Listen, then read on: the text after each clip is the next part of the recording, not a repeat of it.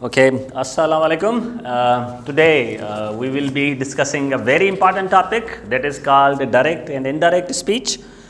You may name it narration, or it is also called reported speech. So whether you say direct and indirect, whether you say narration or reported speech, it is same thing.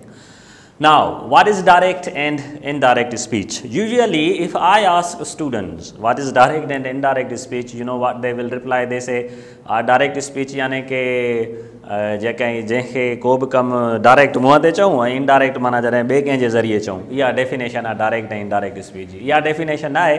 Direct and indirect basically चइबो छाखे आहे इनखे सम्झण जी कोशिशि कजो. Direct speech means to report original words of speaker. What is direct speech? लिखी छॾियो. Direct speech means to report the original words of speaker, that is direct speech. And what is indirect speech? Indirect speech इहो बि लिखी वठो, to report the original words of speaker in your own words. त इनखे चइबो आहे direct ऐं indirect speech. ठीकु आहे.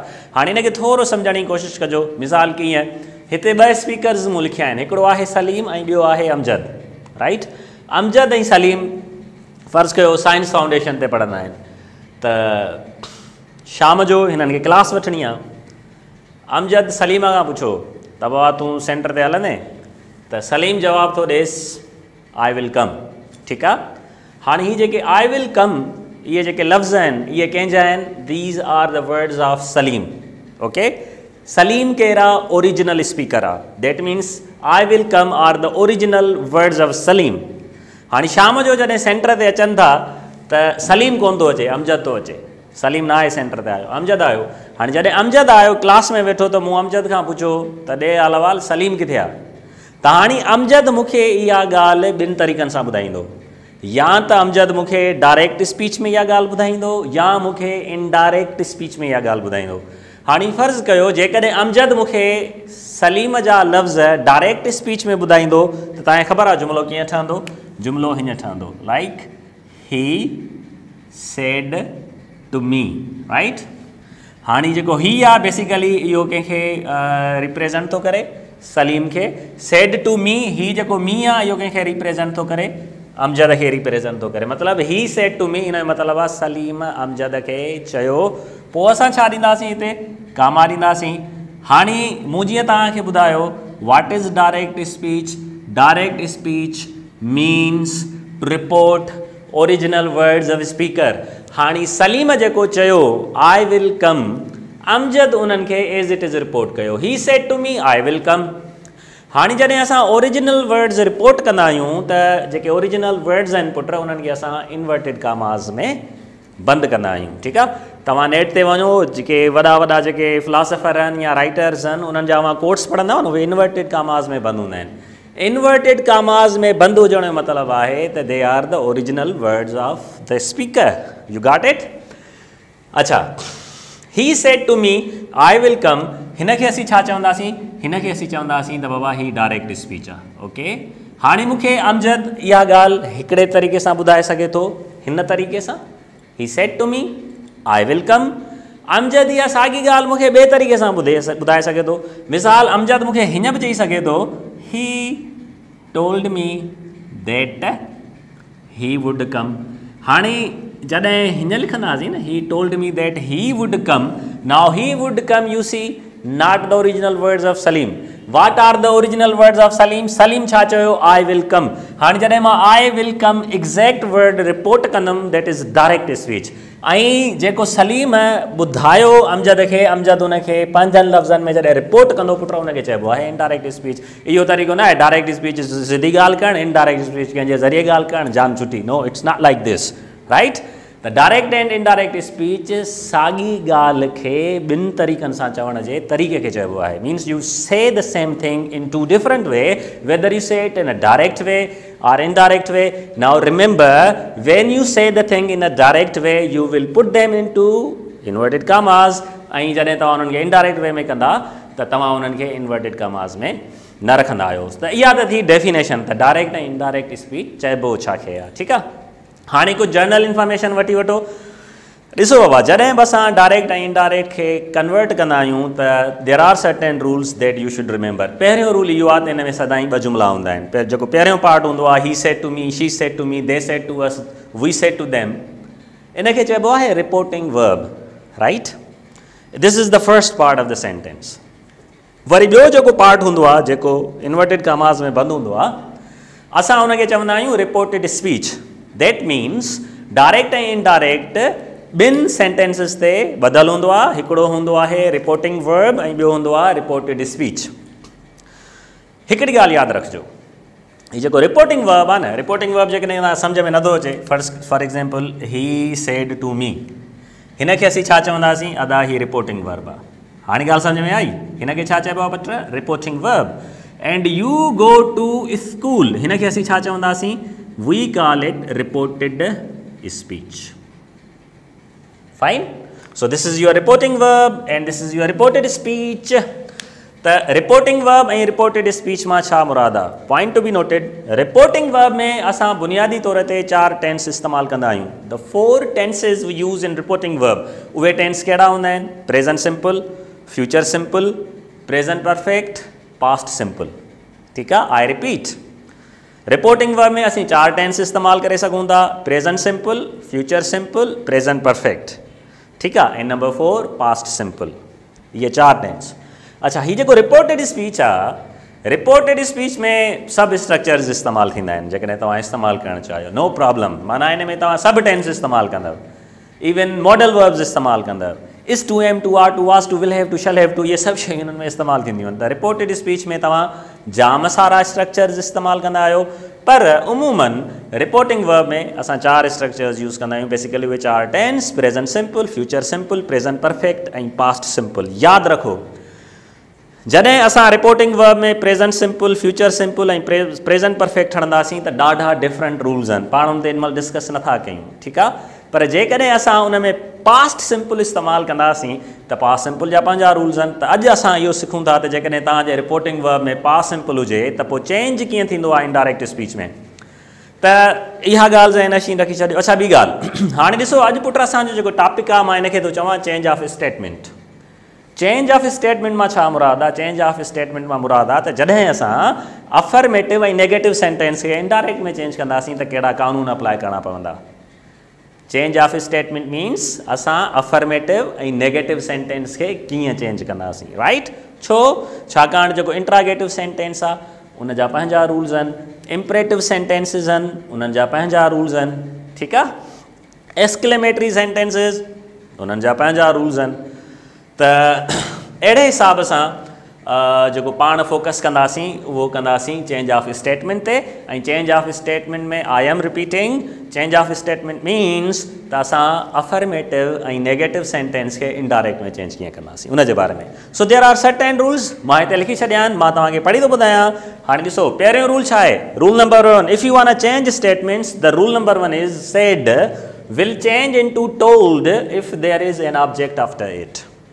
माना सेड खां पोइ जेकॾहिं ऑब्जेक्ट आहे त सेड छा में चेंज थी वेंदो? टोल्ड में। मिसाल ही ॾिसो, ही सेड टू मी, ही जेको सेड आहे इन खां पोइ ही जेको टू मी आहे इहो छा आहे? ऑब्जेक्ट आहे। दैट मीन्स हिते मां सेड खे छा में चेंज कंदुसि? टोल्ड में। मां छा चवंदुमि? He told me. Okay, rule number 2, said will remain same if there is no object after it. पर जेकॾहिं सेड खां पोइ ऑब्जेक्ट कोन्हे त सेड सेड ई रहंदो। मिसाल हिन जुमिले में ॾिसो, ही सेड, हाणे ही सेड, हिते सेड खां पोइ ऑब्जेक्ट आहे कोन्हे, तंहिंजे करे मां हिन खे जॾहिं चेंज कंदुमि त मां ही टोल्ड कोन चवंदुमि, मां छा चवंदुमि? He said. So what are the first 2 rules? Keep this thing in mind. Said खां पोइ ऑब्जेक्ट आहे, सेड टोल्ड में चेंज थींदो, सेड खां पोइ ऑब्जेक्ट कोन्हे, सेड सेड रहंदो। Step number 3, 2 and inverted commas will be removed. हाणे जेको डायरेक्ट स्पीच में ही हिकिड़ो कामा, ही जेके इन्वर्टेड कामास ऐं ही जेको 2 आहे, इहे छा थी वेंदा? रिमूव थी वेंदा, इहे ख़तमु थी वेंदा। यानी कि असां जेके शयूं ख़तमु कंदासीं, 2 खे ख़तमु कंदासीं, कामा खे ख़तमु कंदासीं, हिननि इन्वर्टेड कामास खे ख़तमु कंदासीं। दिस इज़ दैट वाज़ द स्टेप नंबर 3। अच्छा, स्टेप नंबर 4, ही पुट जेको रिपोर्टिंग वर्ब ऐं ही जेको रिपोर्टेड स्पीच आहे, इन्हनि जे विच में असां दैट हणंदासीं। छा लिखियो आहे? That will be used as a conjunction. Now the most important thing that you should keep in your mind is this: if reporting verb is in past simple tense, मूं तव्हांखे छा ॿुधायो, रिपोर्टिंग वर्ब में सिर्फ़ु 4 tense इस्तेमालु कंदा आहियूं, present simple, future simple, present perfect ऐं पास्ट सिंपल।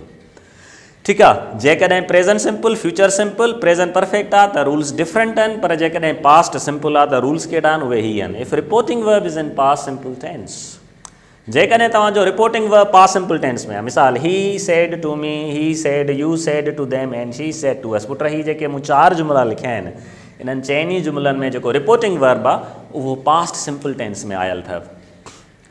रूल छा आहे? If reporting verb is in past simple tense, tenses in reported speech, reported speech माना this part of the sentence, tenses in reported speech will change accordingly, यानी कि reported speech में जेके tenses हूंदा उहे accordingly change थींदा। उहे कीअं? मिसाल, जेकॾहिं रिपोर्टेड स्पीच में प्रेजेंट सिंपल आहे डायरेक्ट स्पीच में, त उहो इनडायरेक्ट स्पीच में पास्ट सिंपल में चेंज थी वेंदो। प्रेजेंट कंटिन्यूअस छा में चेंज थी वेंदो? पास्ट कंटिन्यूअस में। प्रेजेंट परफेक्ट छा में चेंज थी वेंदो? पास्ट परफेक्ट में। प्रेजेंट परफेक्ट कंटिन्यूअस छा में चेंज थी वेंदो? पास्ट परफेक्ट कंटिन्यूअस टेंस में। ठीकु आहे, इहे 4 बुनियादी आहिनि। ऐं जेको पास्ट सिंपल आहे उहो छा में चेंज थी वेंदो? पास्ट परफेक्ट में, या पास्ट सिंपल सेम बि रहंदो आहे, पर यूजुअली पास्ट सिंपल खे असीं पास्ट परफेक्ट में चेंज करणु सिखंदासीं। ऐं पास्ट कंटिन्यूअस चेंज थींदो आहे पास्ट परफेक्ट कंटिन्यूअस में, राइट? या तव्हां उनखे पास्ट कंटिन्यूअस में बि लिखी सघो था, बट यूजुअली असां उनखे पास्ट परफेक्ट कंटिन्यूअस में चेंज कंदा आहियूं। बाक़ी पास्ट परफेक्ट ऐं पास्ट परफेक्ट जेके कंटिन्यूअस उन्हनि खे रिपोर्ट न कयो वेंदो आहे। ठीकु आहे, जेकॾहिं कया वेंदा त उन्हनि खे एज़ इट इज़ लिखियो वेंदो। बाक़ी जेका फ्यूचर जी विल ऐं शल आहे उन्हनि खे असीं वुड ऐं शुड में चेंज करे छॾींदासीं, ऐं अहिड़ी तरीक़े सां उहे तव्हांजा जुमला जेके आहिनि उहे डायरेक्ट ऐं इनडायरेक्ट में चेंज थी वेंदा। त this was something very basic. ठीकु आहे, हाणे बेसिक ॻाल्हि कहिड़ी आहे अवां सम्झी चुका हूंदा। बेसिक ॻाल्हि इहा त बाबा असांखे ध्यानु रखिणो आहे त रिपोर्टिंग वर्ब जेकॾहिं पास्ट सिंपल आहे ऐं रिपोर्टेड स्पीच में प्रेजेंट सिंपल आहे, इनडायरेक्ट में चेंज कंदासीं त प्रेजेंट सिंपल पास्ट सिंपल में चेंज थी वेंदो, प्रेजेंट कंटिन्यूअस पास्ट कंटिन्यूअस में, प्रेजेंट परफेक्ट पास्ट परफेक्ट में, present perfect continuous past perfect continuous में, past simple past perfect past continuous past perfect continuous. बाक़ी विल ऐं शल वुड शुड में change थी वेंदा अथव, राइट? सो हाणे थोरी भला प्रैक्टिस करे वठूं, उनखां पोइ मां तव्हांखे चेंज ऑफ प्रोनाउन सम्झाईंदुसि। हाणे ॾिसो पुट, he said to me you go to school. हाणे यू गो टू स्कूल मूंखे ॿुधायो इहो कहिड़ो टेंस आहे? इहो प्रेजेंट सिंपल टेंस आहे। ठीकु आहे, हाणे मां हिनखे चेंज थो कयां। सेड खां पोइ ऑब्जेक्ट आहे, तंहिंजे करे मां छा लिखंदुमि? He told me that. अच्छा, ही जेको यू आहे न पुट, यू छा आहे? सेकेंड पर्सन आहे। रिमेंबर दिस, यू छा आहे? Second person singular and plural. पढ़ियो आहे न प्रोनाउन। ऐं आई ऐं वुई छा आहे? आई ऐं वुई जेके आहिनि उहे फर्स्ट पर्सन आहिनि, सिंगुलर ऐं प्लूरल। ठीकु आहे, त यादि रखो, उहो पंहिंजो बाद जो टॉपिक आहे उन ते अचूं था, पर फ़िलहालु हिंट ॾेई छॾियां तव्हांखे त जेकॾहिं सेकेंड पर्सन जेको रिपोर्टेड स्पीच आहे सेकेंड प्रोनाउन सां स्टार्ट थो थिए त उहो सेकेंड पर्सन जेको प्रोनाउन आहे उहो कनेक्टेड हूंदो आहे रिपोर्टिंग वर्ब जे ऑब्जेक्ट सां। मिसाल, ही टोल्ड मी दैट, हाणे हिते मी आहे न त यू छा में चेंज थी वेंदो? आई में। ठीकु आहे, पर फ़र्ज़ु कयो हिते मी न हुजे, हिते हर हुजे त यू छा में चेंज थी वेंदो? शी में। अच्छा, हिते मी जी जाइ ते अस हुजे त यू छा में चेंज थी वेंदो? वी में। जेकॾहिं मी जे जाइ ते देम हुजे त यू छा में चेंज थी वेंदो? दे में। इहा ॻाल्हि यादि रखे छॾिजो। ठीकु आहे, त छाकाणि हिते यू आहे ऐं हिते मी आहे, तंहिंजे करे ही आई में चेंज थी वियो। ही told me that U go to school. हाणे पुट, यू गो टू स्कूल कहिड़ो टेंस आहे? प्रेजेंट सिंपल टेंस आहे। हाणे प्रेजेंट सिंपल खे असां चेंज कंदासीं छा में? पास्ट सिंपल में। त मां छा लिखंदुमि? He told me that I went to school. This is your indirect. हाणे ही अवांजी direct speech, okay, and this is your indirect speech. Any problem? Easy. हाणे हिन ते अचो, he said I spoke truth. हाणे ही सेड खां पोइ ऑब्जेक्ट आहे कोन्हे, तंहिंजे करे असीं छा लिखंदासीं? He said as it is रहंदो। दैट। हाणे पुट, ही जेको आहे इनखे असीं चवंदा आहियूं फर्स्ट पर्सन सिंगुलर। ठीकु आहे, जीअं मूं तव्हांखे ॿुधायो जेको यू आहे, हाणे असां लिखंदासीं you said to them I am wasting my time. हाणे ॿियो सेंटेंस आहे, ठीकु आहे, you said to them I am wasting my time. मां छा लिखंदुमि? सेड खां पोइ ऑब्जेक्ट आहे, सेड छा में चेंज थी वेंदो? टोल्ड में। U told them that. हाणे पुट, मूं तव्हांखे सम्झायो जेको आहे फर्स्ट पर्सन सिंगुलर आहे इन जो तालुक़ु कंहिंसां हूंदो आहे? रिपोर्टिंग वर्ब जे सब्जेक्ट सां हिते यू आहे तंहिंजे करे आई छा में चेंज थी वेंदो यू में I am wasting my time इहो कहिड़ो टेंस आहे I am wasting my time it is present continuous tense ठीकु आहे त प्रेजेंट कंटिन्यूअस टेंस छा में चेंज थींदो पास्ट कंटिन्यूअस टेंस में त मां छा लिखंदुमि यू वर वेस्टिंग अच्छा हीउ जेको माए आहे हे जेको आई आहे यू में चेंज थी वियो त ज़ाहिर आहे माए छा में चेंज थी वेंदो यूअर में okay you are wasting your time पर फ़र्ज़ु कयो हिते हीअं हुजे हा हिते यू जी जाइ ते ही हुजे हा ऐं मां हीअं लिखां आई एम वेस्टिंग माई टाइम त हिते जेको आई आहे ही में चेंज थी वञे हा ऐं माए हिज़ में चेंज थी वञे हा हिते हीअं हुजे हा she said to them I am wasting my time त पुट हिते आई जी जाइ ते शी अची वञे हा ऐं माए जी जाइ ते हर अची वञे हा ठीकु आहे इनखे पाण अञा वधीक मां एक्सप्लेन कंदुमि सिंपल वे में पर तव्हांखे वरी ॻाल्हि सम्झाइणी she said to us you are playing a piano हाणे ॾिसो पुट she said to us said खां पोइ ऑब्जेक्ट आहे सेड टोल्ड में चेंज थी वेंदो टू रिमूव थी वेंदो असां हणंदासीं विच में देट ईंदो हाणे यू छा आहे सेकेंड पर्सन ऐं सेकेंड पर्सन कंहिंसां कनेक्ट हूंदो आहे रिपोर्टिंग वर्ब जे ऑब्जेक्ट सां तंहिंजे करे हीउ जेको यू आहे न सब्जेक्ट आहे तंहिंजे करे अस छा में चेंज थींदो हिते वी में सो अच्छा you were playing a piano इहो टेंस कहिड़ो आहे पास्ट कंटिन्यूअस टेंस मूं तव्हांखे ॿुधायो पास्ट कंटिन्यूअस टेंस छा में चेंज थींदो आहे पास्ट कंटिन्यूअस चेंज थींदो आहे पास्ट परफेक्ट कंटिन्यूअस में सो असीं छा लिखंदासीं U had been playing a piano त हीउ सिर्फ़ु थोरो घणो इंट्रोडक्शन थोरो आइडिया डायरेक्ट ऐं इनडायरेक्ट आहे छा हाणे पाण सिखंदासीं जेको ॾाढो अहम टॉपिक आहे ऐं उहो ॾाढो अहम टॉपिक इन हिसाब सां आहे त असां प्रोनाउन खे चेंज कीअं कंदा आहियूं सॼी उमिरि गुज़री वेंदी आहे भाउ वारनि जी ख़बर न पवंदी अथनि त इहे प्रोनाउन चेंज कीअं थींदा आहिनि ॿारनि खे सभ खां वधीक ॾुखाई हिते थींदी आहे आए मी में मी आए में शी हर दे में इहो कीअं चेंज थींदो आहे सो इन्हनि जो कॉन्सेप्ट सम्झी वठो ऐं पोइ direct and indirect speech will be on your finger tips don't वरी